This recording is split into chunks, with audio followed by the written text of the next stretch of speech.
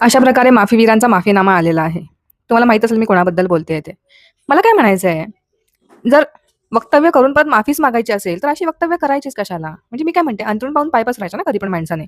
आणि राहिली गोष्ट स्वर्गीय विलासराव देशमुखांच्या आठवणी पुसण्याच्या, तर ती काही काचेवरची धूळ नाहीये, जी तुम्ही फडका मारला आणि लगेच पुसून गेली. त्याच्यामुळे बोलताना जरा विचार करावं आणि तुम्ही इतक्या जहरी आणि विखारी टीका करता, तेही हयात नसलेल्या माणसांबद्दल, थोडंसं विचार करायला हवा तुम्ही. तुमच्या प्रदेशाध्यक्ष पदाला शोभेल अशी वक्तव्य करा रवींद्र चव्हाण साहेब. आणि राहिली गोष्ट विलासराव देशमुखांच्या आठवणी, तर विलासराव देशमुख हे 2 वेळा महाराष्ट्राचे मुख्यमंत्री राहिलेले आहेत आणि त्यांनी त्यांच्या मुख्यमंत्री पदाच्या काळात केलेली कामं ही अगदी त्या वयामध्ये म्हणजे त्या काळामध्ये लहान असलेल्या मुलांना सुद्धा माहीत आहे. लातूर पॅटर्न तर सगळ्यांना जगजाहीर आहे. त्यानंतर भूकंपग्रस्तांसाठी त्यांनी केलेली मदत, अतिवृष्टीच्या काळात 2006च्या वेळेला ज्यावेळेस अतिवृष्टी झाली होती, त्यावेळेस त्यांनी केलेली मदत. या सगळ्या गोष्टी सगळ्यांना माहिती आहेत. त्यांनी जी कामं केली, त्याच्या निम्मी कामं तुमच्या पक्षाने करून दाखवावीत. तुमच्या पक्षाने आतापर्यंत एकच काम केलंय. ज्या त्यांच्या पक्षाने ज्या योजना आणि जी कामं केली होती, त्यांची फक्त नावं बदलायची. बाकी काही तुम्हाला करता आलं नाहीये. विलासराव देशमुखांनी त्यांच्या मुख्यमंत्री पदाच्या काळामध्ये संत गाडगेबाबा स्वच्छता अभियानालाही खूप मोठ्या प्रमाणात गती दिली.